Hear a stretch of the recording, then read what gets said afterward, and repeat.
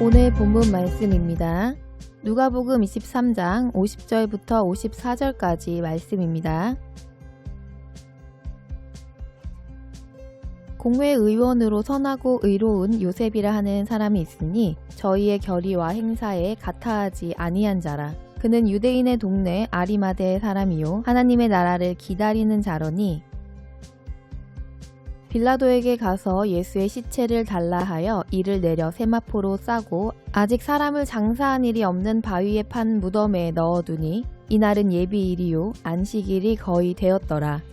아멘.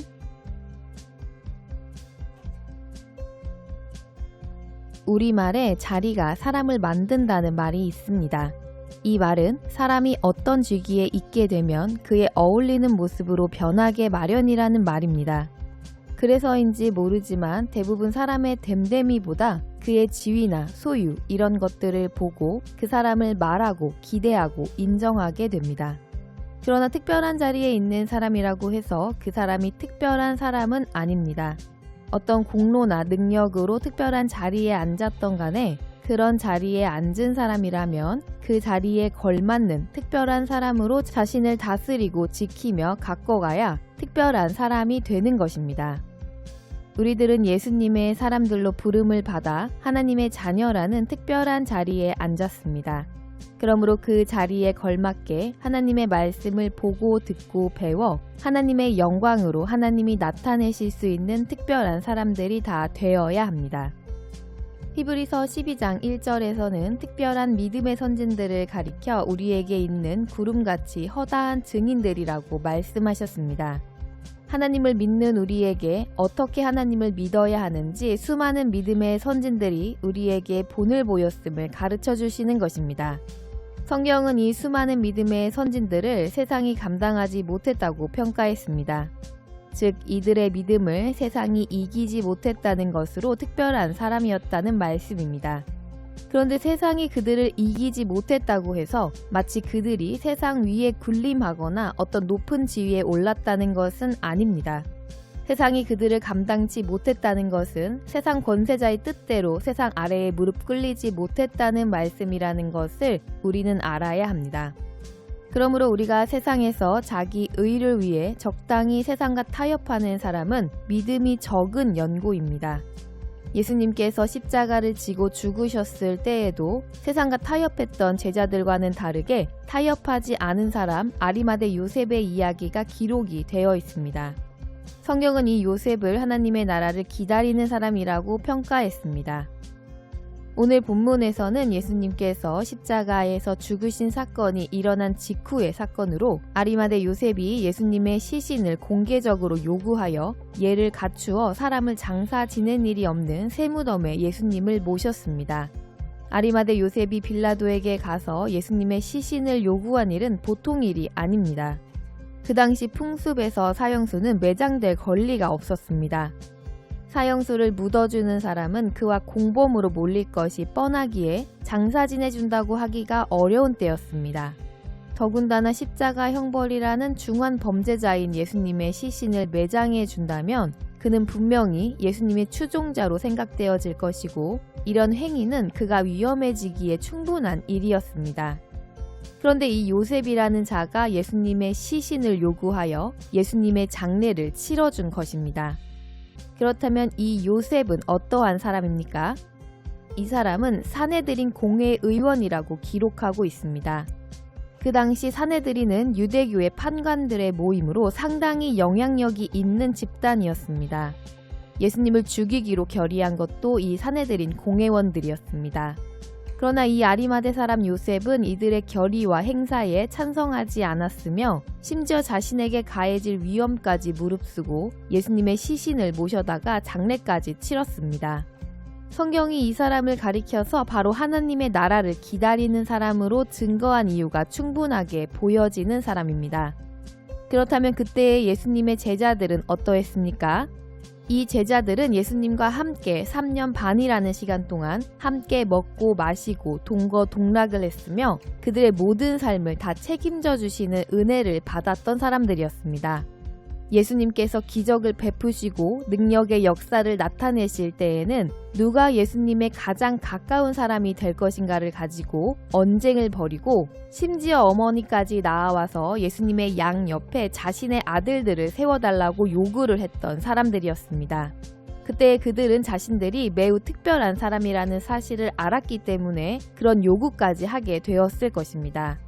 그러나 그들은 위기 상황이 닥치자 전혀 다른 모습을 보여줍니다. 예수님이 체포되실 때 그들은 황급히 흩어졌고 예수님을 모른 척합니다. 심지어 베드로는 예수님을 향하여서 3번이나 모른다고 부인하고 저주를 퍼붓기까지 했습니다.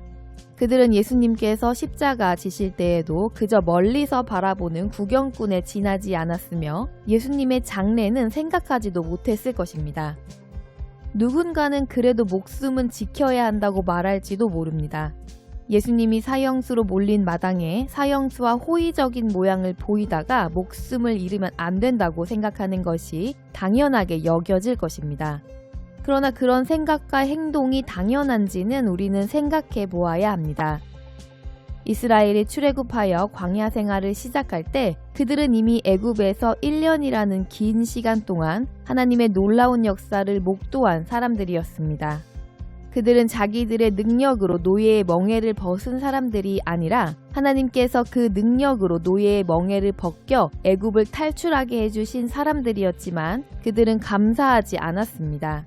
하나님께서 능력을 베푸시어 수세기에 걸쳐 노예로 묶여있던 멍에를 풀어주신 특별한 사람이었지만 그들은 은혜를 알지 않았습니다. 그들은 광야 생활이 조금이라도 힘이 들면 바로 모세를 압박하고 하나님을 욕하면서 애굽으로 돌아가기를 요구했습니다. 길이 조금 험하거나 목이 마르거나 고기가 먹고 싶으면 그들은 금방이라도 자신들이 광야에서 죽게 될 것이라고 불평하면서 애굽으로 돌아가자고 요구했던 것입니다. 죽을까 두려워서 살기 위해서 애굽으로 돌아가기를 요구하는 것은 마치 그럴듯해 보일 수도 있습니다. 그런데 그와 같은 생각이 정말로 당연한 생각이며 현명한 요구입니까? 이런 생각에 의한 어리석은 요구는 하나님을 인정하지 않음으로 드러나게 되어지고 보여지고 나타나는 것입니다. 십자가의 보혈로 거듭난 우리들이 절대 주권자가 하나님이심을 인정하지 않으면 이러한 일이 생기는 것입니다. 하나님께서 우리의 절대적인 주권자라는 사실을 알지 못하면 우리는 무엇보다도 개인의 행복, 육신의 만족과 평안을 더 우선시할 수밖에 없는 것입니다. 그러므로 하나님의 뜻에 따른 선택이 아닌 우리 인생의 상황을 더 좋게 만들고 우리의 육신의 만족을 위하는 선택을 하는 것이 너무나도 당연해지며 심지어 하나님께서는 우리의 육신의 안전과 평안과 쾌락을 만족시켜 주셔야 하는 의무가 있다고 생각하게 되어지는 것입니다. 그렇기 때문에 나의 육신의 위험이나 육신의 지위가 추락할 형편에 놓이면 주저없이 하나님을 생각하지 않고 세상으로 나아가는 선택을 하는 것입니다. 마치 하나님이 약속하신 가나안은 생각지도 아니하고 당장 광야에서 죽을까봐 죽도록 고생했던 애굽으로 돌아가자고 아우성치는 이스라엘 백성들의 모습처럼 말입니다. 우리는 우리가 누구인지를 명백하게 알아야 합니다. 하나님께서는 죄인들을 대신해 외아들을 죽게 하시어 죄값을 치르시고 그 아들 예수님을 믿게 하시어 자녀로 불러주신 특별한 사람들입니다. 그 큰 사랑과 은혜는 당연한 것이 아니라는 사실을 알아야 합니다. 우리는 주의 종이며 그분의 소유물입니다.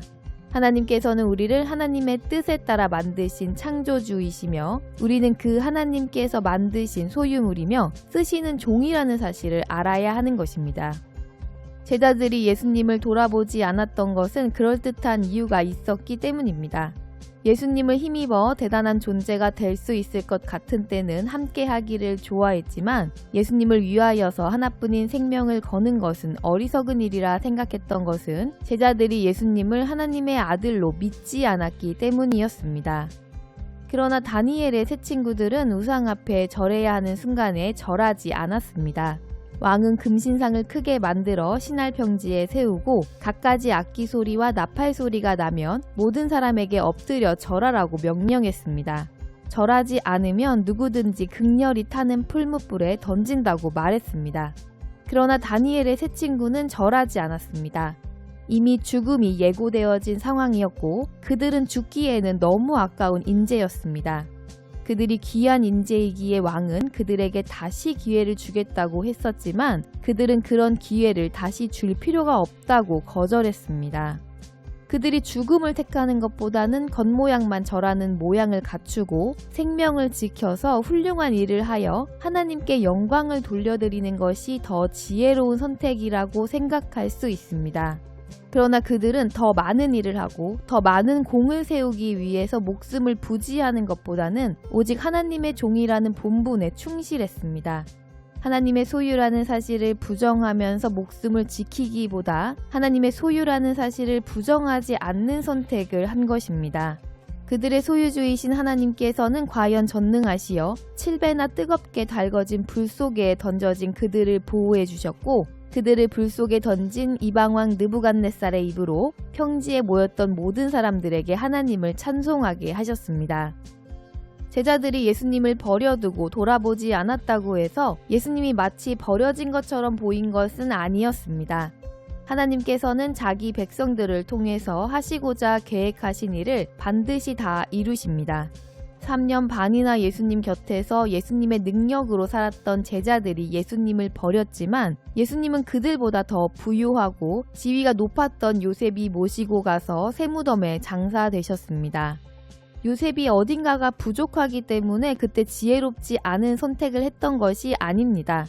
예수님의 말씀대로 자신을 부인하고 예수님을 쫓는 자였다는 사실을 바로 이 행동을 통해 증거한 것입니다.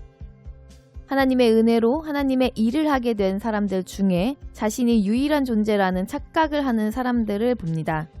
하나님께서 일을 맡겨주셨음에 감사하지 못하고 자신이 하나님을 위하여서 그 일을 해드리고 있다고 착각하여 대가를 바라기도 하고 또 일이 자신의 뜻대로 되어지지 않으면 오히려 하나님께 화를 내기도 합니다.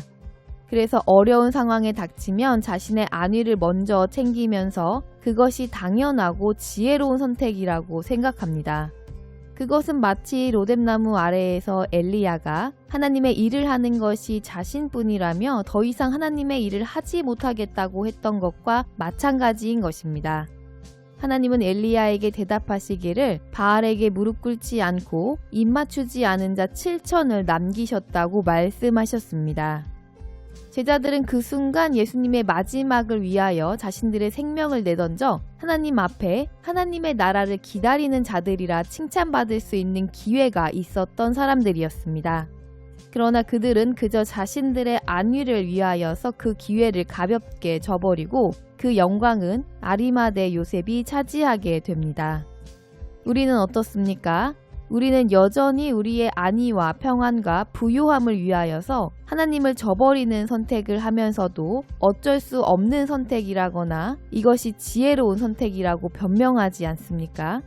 하나님을 사랑하는 사람, 하나님의 나라를 기다리는 사람은 자신의 안위는 하나님 손에 맡기고 종의 본분을 감당하는 데 목숨을 아끼지 않는 사람입니다. 이런 사람들을 믿음의 사람이라고 하며 하나님의 나라를 기다리는 사람이라고 합니다. 예수님께서 나의 의인은 오직 믿음으로 살리라고 말씀하셨습니다. 오늘 이 말씀을 듣는 우리 하나님의 자녀들은 오직 나를 대신해 죽기까지 하나님께 순종하신 예수님처럼 죽으면 죽으리라는 마음으로 말씀에 순종하는 하나님의 자녀들이 다 되시기를 바라며 주 예수님의 이름으로 축복합니다.